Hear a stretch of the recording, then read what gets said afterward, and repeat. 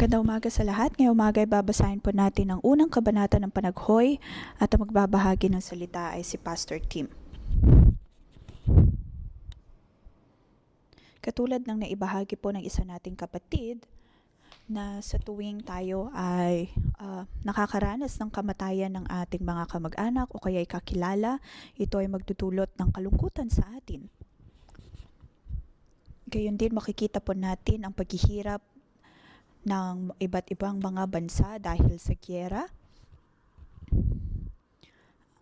At naroon ang pagpapasabog ng maraming mga establishmento, kahit mga paaralan.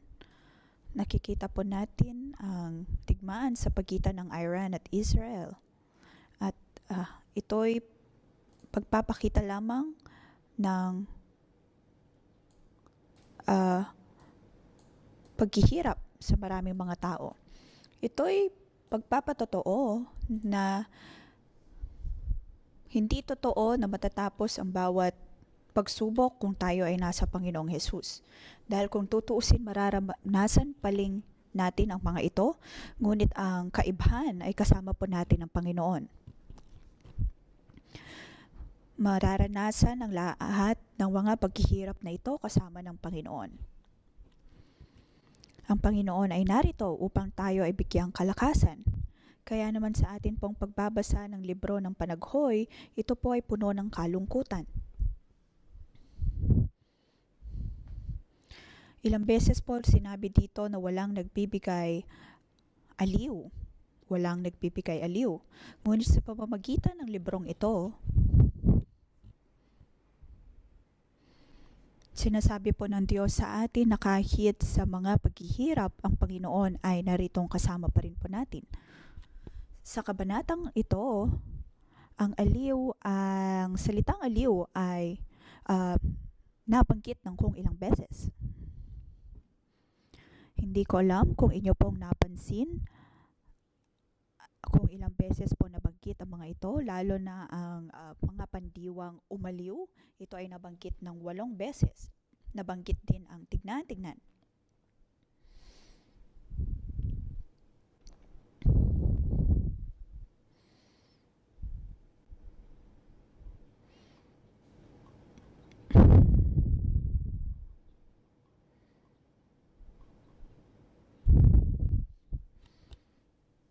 Sinasabi niya po dito, masdan mo ko, Yahweh, sapagkat labis akong nababagabag. Tignan kung gaano siya naghihirap.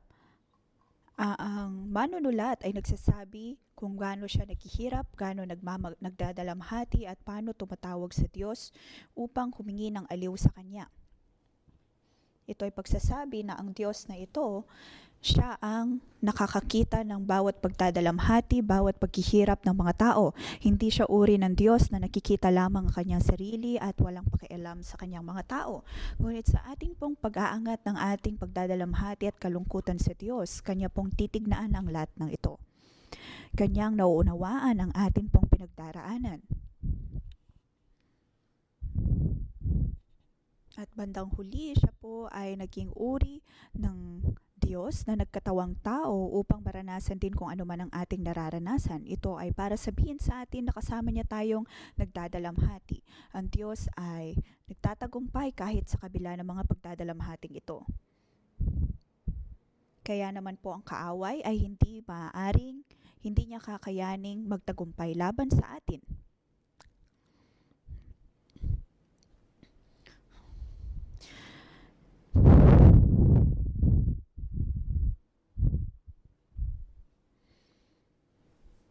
Mababasa po natin dito ang tungkol sa mga panaghoy at nagkataong mamayang gabi ay magkakaroon din po ng equipping class tungkol sa mga pagdadalamhati.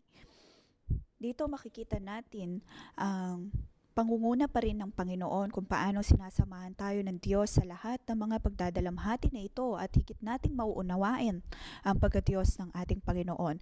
Mayroon pong 2 uri ng pagdadalamhati. Una ay ang personal, maaring ikaw ay walang sapat na pera, may problema sa asawa, problema sa mga kaugnayan. Ang sunod naman ay corporate affliction o kaya ay national trauma. Maaring ito po ay pandaigdigang mga problema katulad ng giyera, ang pagkitil ng mga Hudyo, pagkitil ng mga Israelita. At sa Biblia ay mayroon pong 2 libro na pinapakita ang 2 uri ng problema po na ito. Sa personal na level ay naroon po ang libro ng Job, at sa national naman na trauma ay naroon ang libro ng Panaghoy na siya pong pinabasa natin ngayon.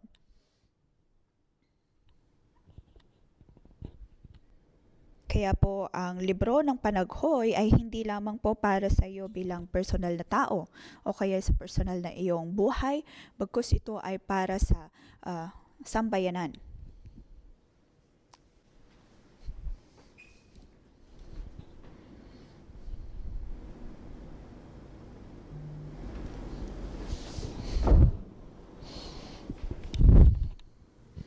Ang mga panaghoy na ito ay sa harap ng maraming mga tao at bilang pagtugon sa national trauma na kanilang nararanasan.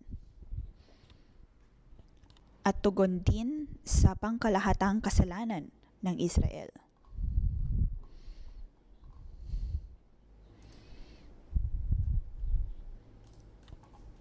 Ang panaghoy na ito ay bilang tugon sa pagkasira na naranasan ng mga Hudyo at ng Jerusalem dahil sa paghahari ni Haring Nebuchadnezzar.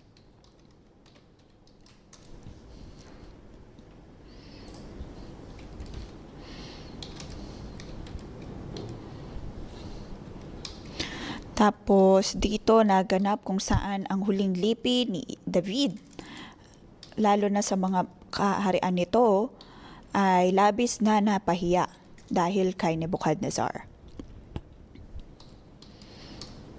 Pinatay ng kanyang mga hukbo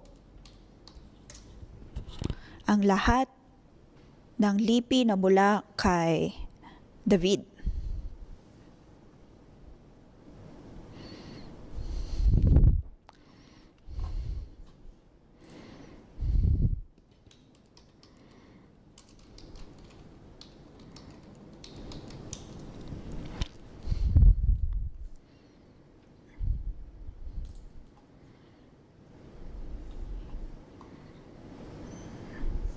Naganap ang tila parada sa mga tao ito.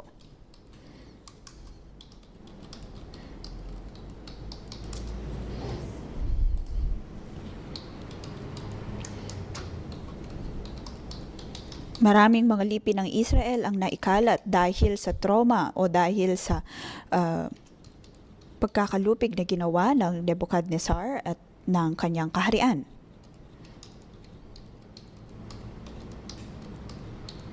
Napakahirap po sa tao na mabigyang buhay muli dahil sa mga pagsubok na ito.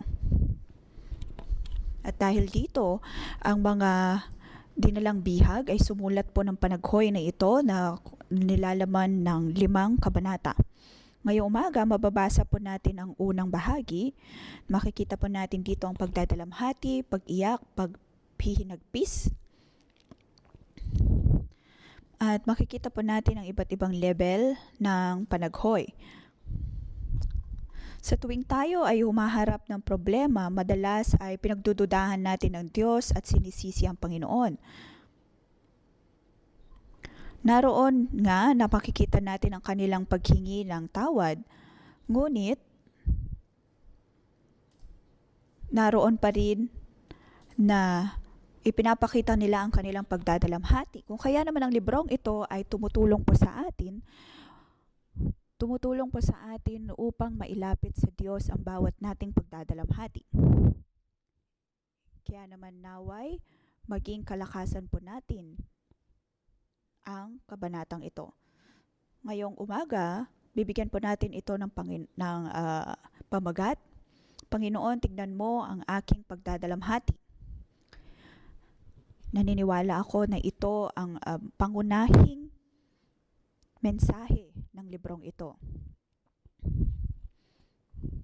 Para bang sinasabi sa Diyos, Panginoon, nakikita mo ba ang aking kinaharap? Kung ikaw ay narito, bakit ko kailangan pagdaanan ng lahat ng ito? Ngayon, paano po natin haharapin ang bawat pagdadalamhati sa paraang malusog para sa atin?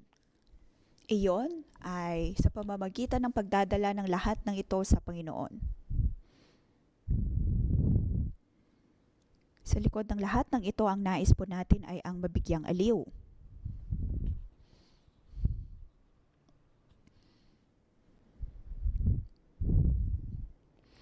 Kaya sa limang mga sa panaghoy na ito, ay nagawa po ito ng ayon sa alphabetical order. Ngunit ayon po sa alpabeto ng Hebreo.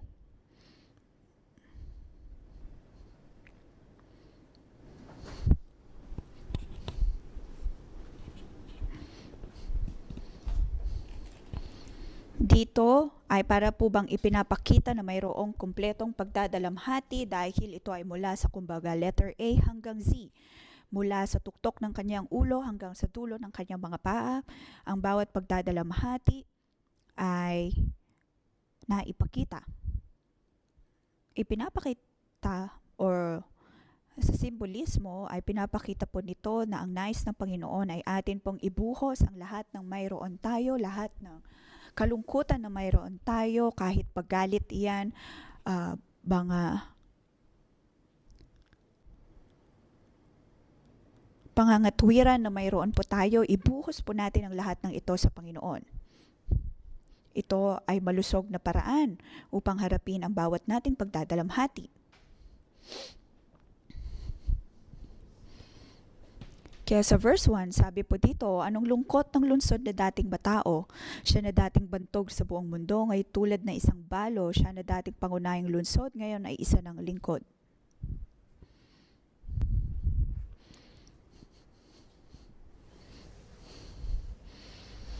Kaya naman po ang panaghoy sa Hebreo, ang ibig sabihin ay bakit o paano.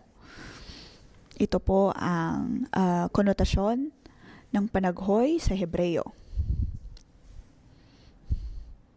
Unang bahagi, verse 1 hanggang 11.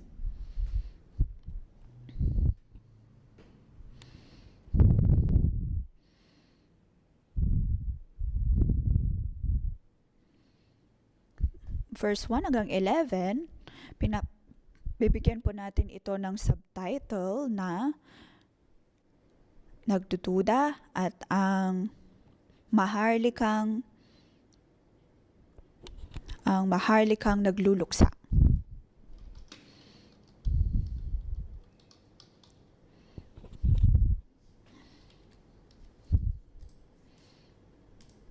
Ito po ay naisulat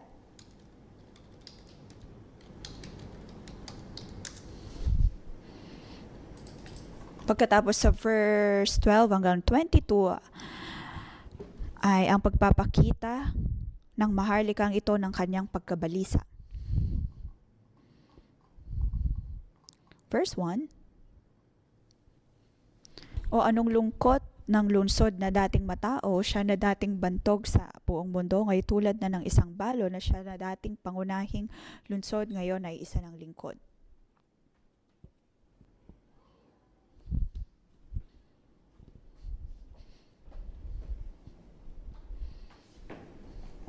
Ito po ang prinsesa na puno ng pagkabalisa. Dito nabanggit ang isang alipin. Sa nakaraan, verse 2, buong kapaitan siyang umiiyak sa magdamag, ang mga matay laging luhaan, lumayo ng lahat at walang natira kahit isa upang umaliw sa kanya. Ang dati niyang mga kaibigan ngayon ay naging mga kaaway na. Noon, ang mga taga-Juda ay umaayon sa marami nitong kapanig. Ngunit sa pagkakataong ito ay wala na po silang kakampi. Hindi na po sila kilala ng kanilang dating mga kakampi.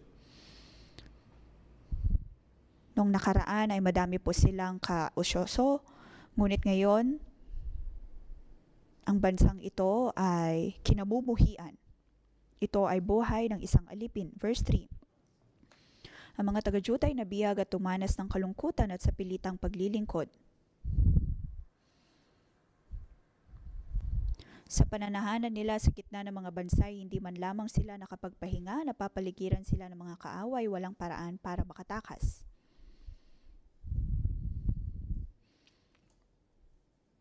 Kaya naman sa mga salita ng Panginoon ay para po bang nawala ang kanyang tinigdad.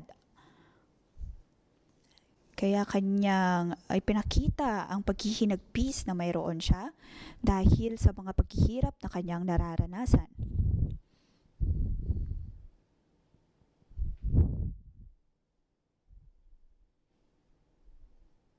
Sabi sa verse 5, naging Panginoon niya ang kanyang mga kaaway. Pinagpahirap siya ni Yahweh dahil sa marami niyang kasalanan. Wala ng kanyang mga anak, sila'y dilalang bihag ng kaaway. Para sa nagdadalamhati at nabalisang ito, alam niya kung ano ang dahilan ng mga paghihirap na ito. Alam niya na ang pagkabalisa ang kanyang nararanasan ay dahil sa kanyang mga kasalanan. Alam niya na nakita ng Diyos ang kanyang mga kasalanan kung kaya narito ang mga epekto nito. Pagkatapos, ang manunulat ay nagpatuloy sa pagsusulat ng kanyang pagkabalisa sa verse 7. Kanya pong ibinahagi ang kanyang nakaraan. Pagkatapos mula verse 9 hanggang 11,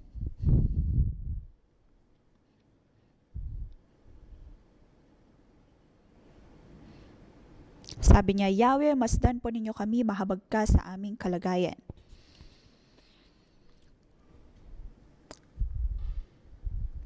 Nagtagumpay ang kanyang mga kaaway at siya'y dumulog kay Yahweh. Dapat po nating dalhin ang ating pagkabalisa, ang ating kalungkutan, paghihirap sa Panginoon. Bakit niya po sinabi sa Panginoon, Yahweh, pasdan mo ninyo kami, mahabag ka sa aming kalagayan, na para bang sinasabi, Panginoon, hindi mo ako nakikita. Ito po ay isang bagay na atin pong tinatanong sa tuwing tayo ay nahihirapan at nababalisa. Ang mundo ay napakahirap, ang aking buhay ay napakahirap. Nasaan ang Panginoon? Bakit hindi mo ako nakikita? Bakit hindi ka kumilos? At bakit hindi tapusin ang bawat kong kalungkutan? Bakit? Hindi po ito maunawaan ng manunulat, kung kaya kanyang ibinahagi ang mga salitang ito.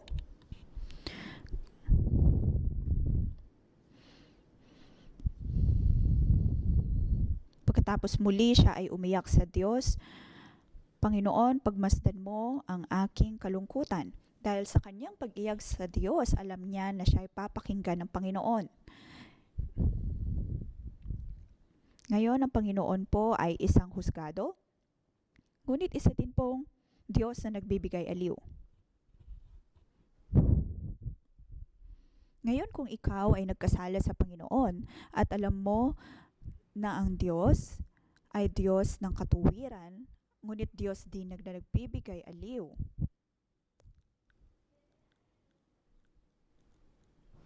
ngayon, sa libro ng panaghoy na ito, pinapakita po sa atin na ang Diyos ay Diyos na nagbibigay katuwiran, ngunit Diyos din na nagbibigay aliw. Marapat lamang na tayo po ay tumanggap ng kanyang paghusga, ng kanyang hatol, ngunit maaari pa rin po tayong umiyak sa Panginoon. Ang Diyos po ay nasa ating kalagitnaan. Ang Diyos ay lumalakad kasama po natin, kahit sa mga pagsubok na ito. Ngayon sa atin pong mga buhay, tayo ay humaharap ng iba't ibang pagkabalisa, kalungkutan, paghihirap. Ngayon sa panaghoy na ito, makikita po natin ang maraming uri ng national trauma, ang pagtaas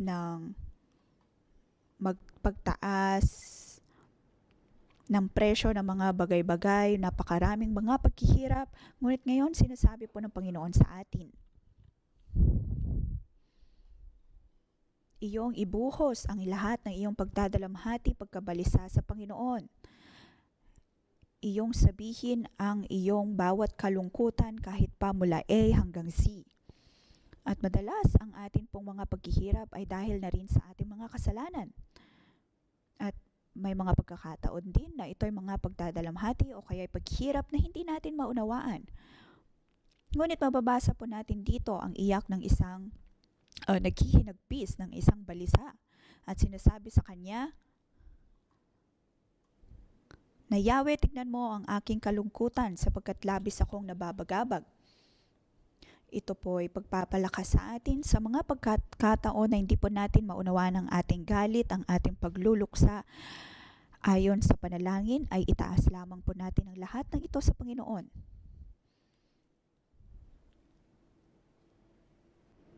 Kahit pa sa tingin po natin ito ay hindi tama ayon sa politika o ayon sa pangangatwiran o kaya ayon sa relihiyon, ngunit tatanggapin po ng Panginoon ang lahat ng ito. Ang Panginoon ay Diyos na umuunawa. Hindi lamang po siya Diyos na nagbibigay hatol, bagkus Diyos na nagbibigay pag-ibig at habag at biyaya. Sa kanyang paghahatol sa buong mundo, siya ay naroon pa rin na sinasamahan ang kanyang mga minamahal na tao. Sunod, mababasa po natin ang monologue o kaya ang bawat sambit ng maharlikang na balisa. Verse 12 hanggang 22.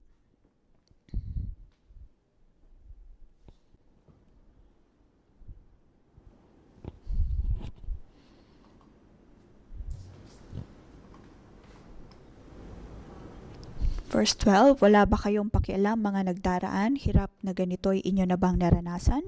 Ito'y parusa ni Yahweh dahil sa kanyang matinding poot.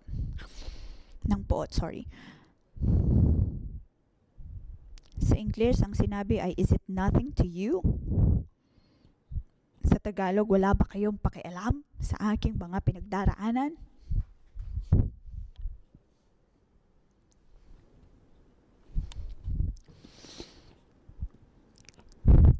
Hirap na ganito'y inyo bang naranasan? Ito'y parusa ni Yahweh dahil sa kanyang matinding poot. Verse 13 hanggang 15. Ang prinsesa, kanya pong sinasabi sa lahat kung gaano siya nababalisa. O kaya ay para po bang sinasabi natin na siya ay isang reyna na balisa. Verse 13, nagpababa siya ng apoy mula sa itaas na nuot ito sa aking mga buto. Sa nilagay na bitag, doon ako'y nahulog, isang matinding hirap sa aking pinalasap.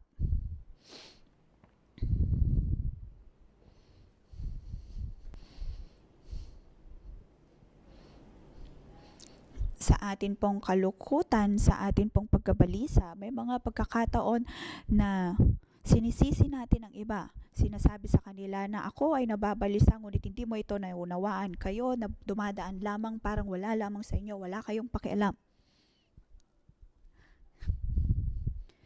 Kaya't ang kalungkutan na ito, kung tutuusin ang lahat ng mga pakiramdam na ito ay pakiramdam na mayroon siya sa Diyos. Dahil ang buong Juda ay humaharap sa ganitong pagkabilisa. Nang si David ay gumawa ng tipan sa Diyos, naroon ang isang napakaluwalhating pagkakataon.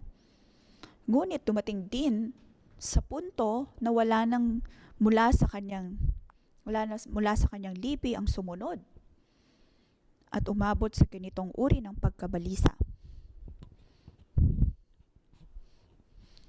Ngayon, sa isang banda, ito po ay isang malusog na paraan upang ipakita ang atin pong kalungkutan.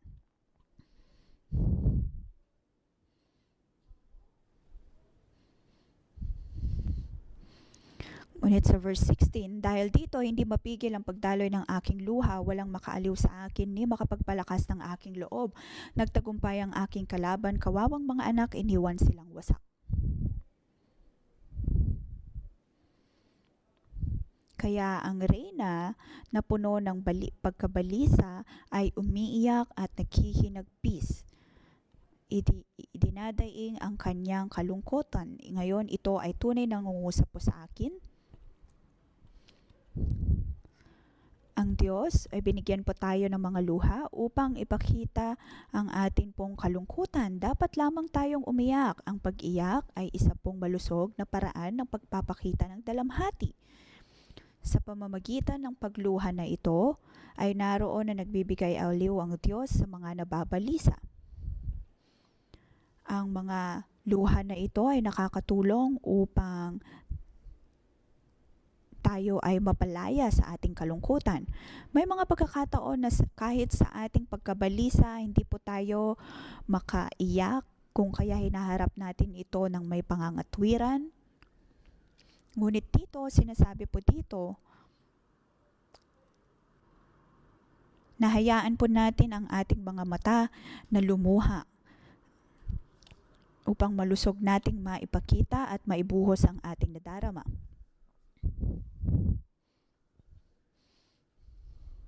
Sabi sa verse 18, nasa panig ng katuwiran si Yahweh ako naghimagsik laban sa kanyang salita. Ngunit makinig kayo mga bansa, tignan ninyo ang aking paghihirap, binihag ang aking kadalagahan at kabinataan.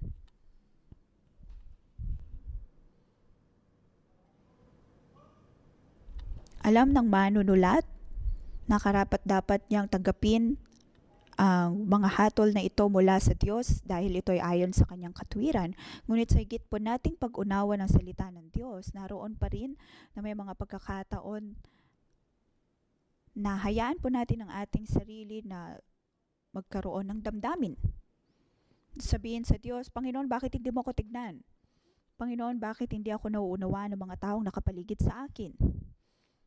Ito po ay mga bagay na maaari po nating sabihin sa Diyos. Nais kong ibahagi sa bawat isa sa pamamagitan ng panaghoy na ito, ang Diyos ay mayroon pakialam sa atin pong mga nadarama.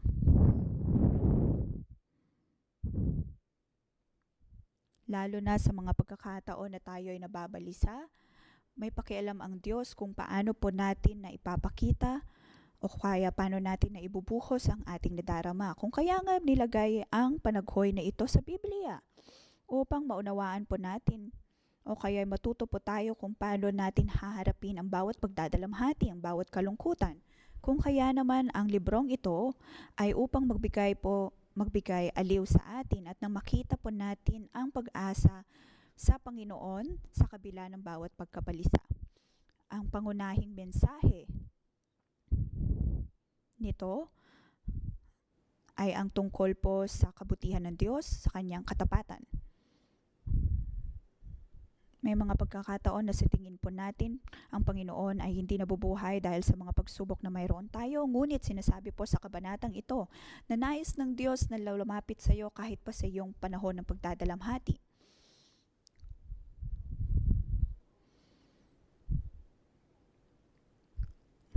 Ngayon ang Diyos ay narito at hindi po niya tayo kinakalimutan. Hindi niya kinakalimutan ang bawat pagdadalamhati na naranasan ng Jerusalem at ganoon din po tayo. Ng mga tao ng Juda ay naghihirap, sila ay napangalagaan pa rin ng Panginoon. Kung kaya naman humarap din sila ng iba't ibang mga himala at nakaranas ng pagbalik sa kanilang kaharian matapos ang 70 taon. Pinapakita lamang po nito na mayroong panahon ng kalungkutan, mayroong panahon ng katagumpayan, ngunit sa lahat ng ito ang Diyos ay naroon na sumasama sa kanyang mga tao. Dapat po nating makita ang hindi nagmamaliw na pag-ibig ng Diyos.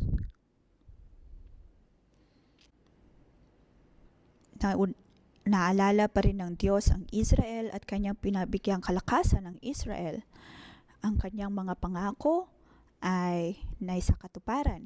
Ngayon, maaring kayo po ay humaharap sa mga pagdadalamhati at sinasabi sa Diyos, Panginoon, parang hindi ka buhay. Ikaw ay aking kaaway. Ako ay galit sa iyo. Bakit mo hinayaang mangyari ang lahat ng ito? Ang sabi mo, naalala mo ako, minamahal mo ako. Marami kang mga tanong. Marami kang mga pagdududa. Ngunit, ang Diyos ay narito. At ang Diyos ay naritong lumalakad kasama po natin sa lahat ng pagdalamhati na ito. Tayo ay kanyang naaalala. Kahit sa pinakamadilim na pagkakataon ng iyong buhay, iyo pa rin mararanasan ang malalim at malawak na pag-ibig ng Panginoon. Sa panahon ng kalungkutan, maaaring hindi po natin maunawaan ang mga ito. Ngunit sa ating pagharap ng mga pagdadalamhating ito, maunawaan natin na ang Diyos ay Diyos din ng pagdadalamhati. Ngunit Diyos din siya na nagtagumpay sa lahat ng mga kalungkutan na ito. Ang kaaway ay hindi po magtatagumpay laban sa atin.